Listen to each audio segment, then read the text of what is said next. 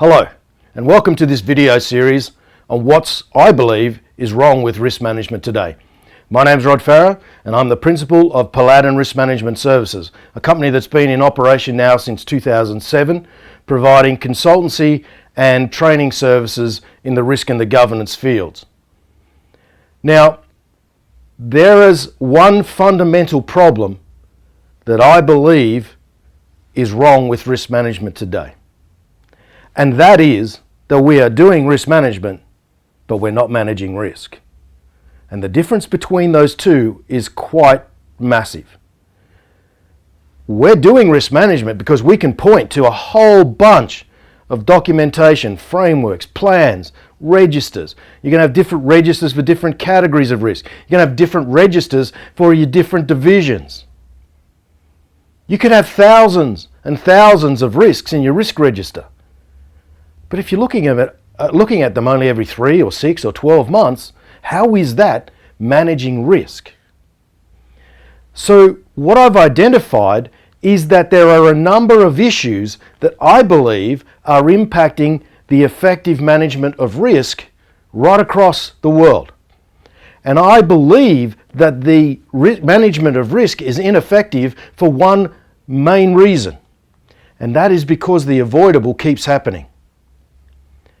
And what we do when that incident or that event occurs is we go back with hindsight and we identify that there were weaknesses in the control environment. There were gaps in the control environment that could have been identified if we had have been looking for them. And if we can identify those gaps or those inadequacies, then potentially we can close those before the incident occurs. Now, there are a number of topics that I'm going to cover in this series that I believe are contributing to what's wrong with risk management today. Firstly, I'm going to look at the definitions, and this is the fundamental part of why risk is being managed poorly. I'm going to look at the categorization of risk. I'm going to look at ownership and where that should lie. I'm going to look at what are the actual risks in your risk register and what should be there. I'm going to look at the difference between assuming that a control is effective and assuring a control is effective. I'm also going to look at how we assess likelihood, which is currently based on time, frequency, and probability. Whereas the likelihood methodology, or the methodology I use to determine likelihood now, is through control effectiveness. I'm going to look at how we actually assess consequence. I'm going to also address the lack of professionalism in the industry. And what I mean by that is there are a whole bunch of people out there purporting to be risk managers or even risk management experts that have never received training, they're not qualified, they haven't got much experience, and yet they can hang a shingle out and become a consultant, or they can get a role in an organization. We need to make sure that the people who are undertaking that role as risk managers within an organization actually have an understanding and experience and qualification in risk management. And the last thing that I'm going to talk about is risk appetite and tolerance, and how we might define what that actually means to our organization in terms of what risks we are willing to accept. I really hope you enjoy the series. If you do have any other ideas in terms of topics that you would like me to cover, please do not hesitate to drop me a line through LinkedIn or through my website.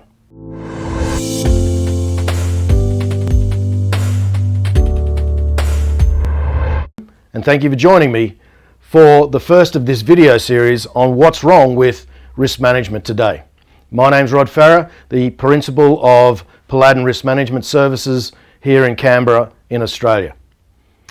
I've chosen definitions as the first of these topics because I believe it is the most fundamental problem that we have with risk management across the world. Now, for those of you who have followed my blogs, read my ebooks, seen some of my videos, you are well aware that I am not a fan of the current ISO 31000 definition in terms of risk. nor am I a fan of the ISO 31000 in totality, but that's another topic altogether. The key things that I want to talk about today is first and foremost the number of definitions. But then I'm going to look at the inappropriateness of the definitions. In particular, I'm going to focus on that ISO 31000 one. So let's start to look at the number of definitions. Now, I went and did some research on this. I looked at different standards and a whole range of other things. And the key thing to understand here is that when ISO 31000 was released in 2009, it stated is intended that this international standard be utilized to harmonize risk management processes in existing and future standards.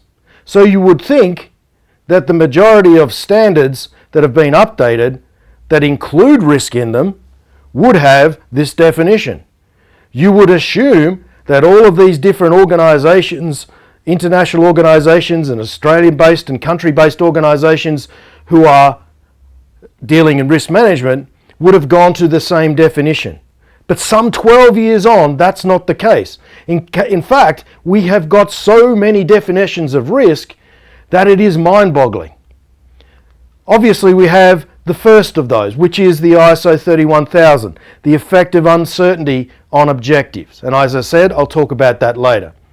Then we've got Business Dictionary, a possibility or threat of damage, injury, liability, loss, or any other negative occurrence that is caused by external or internal vulnerabilities, and that may be avoided through preemptive action. Then we go down to the BSI. Risk is the combination of the risk exposure and the impact, and the combination, the likelihood of the threat being able to expose elements of the system and impact. I'm not even sure what that means. Managing successful programs, an uncertain event or set of events which, should it occur, will have an effect on the achievement of the objectives. Risk is measured by a combination of probability and perceived threat or opportunity occurring and the magnitude of its impact. The last one I'm going to talk about in depth is this one here. Safe Work Australia in their code of practice. The possibility that harm, death or injury or illness might occur when exposed to a hazard. So basically they're saying the risk is the probability of harm. Now there are further examples here, and I'm not going to go into more detail, but when you look at it across that broad spectrum, we have an ISO 31000 defining risk as an effect. We have some definitions defining risk as an event. We have others defining risk as a hazard, or worse still, the likelihood of harm should the hazard arise. So which of these should we use? Well, in my humble opinion, none of them. Because none of them actually give us an understanding as to what a risk is. So let's start to unpack that, particularly the ISO 31000. I think it's important to do that because ISO 31000 and the definition of risk has a whole industry built on it. And I don't believe that this definition is any way, shape or form even related to what it should be.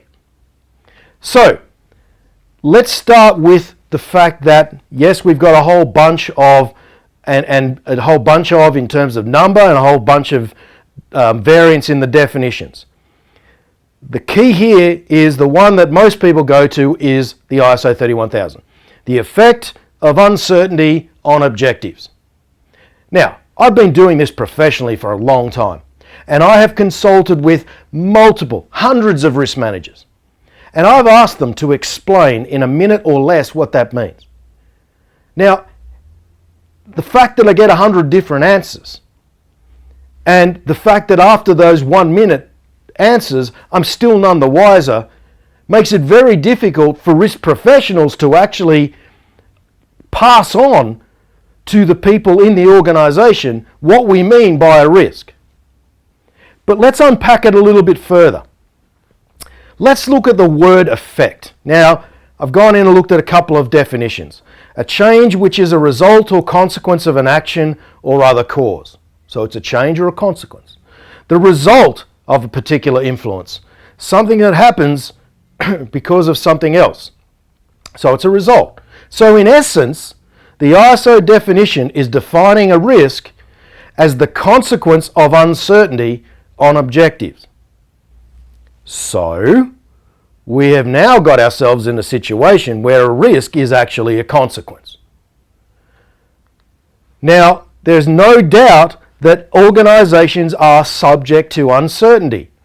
Now, some of the sources of that uncertainty that exist for an organization include the economy, the environment, supply chain, mass global events, examples such as war and pandemic, the political environment, the technological environment and the advances in that, the geopolitical environment. But there's one key element to all of those, and that is, as an organization, we have very little control over how or whether they are going to occur or not. What we may have some control on is how we take advantage of or protect ourselves against that particular uncertainty. But they're the threats and the opportunities in your SWOT analysis that you do as part of your strategic planning.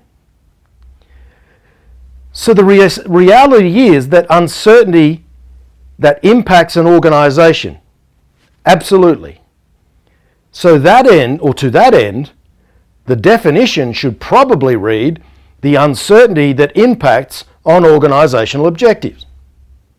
That said, this definition is not appropriate either, primarily because, as I said, organizations have little to no control over that uncertainty. This would therefore imply that organizations have little to no control over their risks. So, to that end, uncertainty does not equal risk. I'll say that again. Uncertainty does not equal risk. Uncertainty is a state. Risk is an event or an incident that we're trying to avoid. Now, risks, therefore, as I said, are events or incidents that occur within our organization. The majority of the causes that lead to these risks materializing are within the control of the organization. Uncertainty may be a potential cause for some of the organization's risks, but the majority of the incidents that occur as a direct result of a failure of the control environment, which is within the control of the organization. So let's look at some of the different incidents we've seen. The Beirut explosion. There were no external factors there. Everything that contributed to that explosion could have been avoided. The Dreamworld disaster. And I've done some extensive studying of the coroner's report. There were no external factors present here. Everything that happened on that day could have been avoided. The Deepwater Horizon explosion, once again, no external factors, no uncertainty at all. Everything that happened on that day was potentially in the control of the organization. And then we go to the Volkswagen scandal. Once again, uncertainty, nil. So what does that all mean for us? Well, for me, we need to understand that uncertainty is a strategic state. And if we accept that it's a strategic state that we have very, very little to no impact in terms of whether it occurs or not, then we can you can understand why I believe that terminology in risk, where we do have some control, is completely inappropriate. So the definition that I've been using for a long time now is a possible event or incident that, if it occurs, will have an impact on objectives. Now, I've come to the view that not all incidents or events, so realized risks, actually impact on objectives. but all of them do impact on outcomes. So the definition that I've started to use now is a possible event or incident that, if it occurs, will have an impact on your organizational outcomes. This is really, really important, because if we understand that that is the risk, we can start to get the right risks in our risk register. Now, I mentioned before that uncertainty can be a cause. But let's look at a very, very simple example. Unauthorized release or use of corporate information. The causes, for the most part, are actually within the organization. Lack of or inappropriate access control. Lack of or inappropriate training. Lack of or inappropriate firewall protection.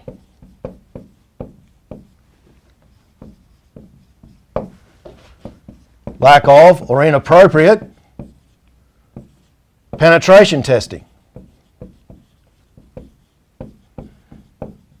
You see, it doesn't matter about uncertainty.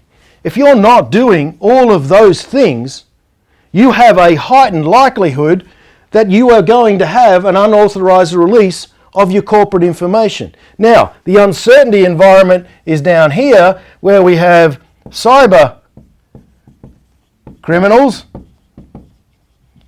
who are coming up with better and better ways of actually trying to get into our systems. So we need to stay ahead of the game. So yes, it can be a cause to that. But here's the entire premise of this particular session. If you, as an organization, have a risk,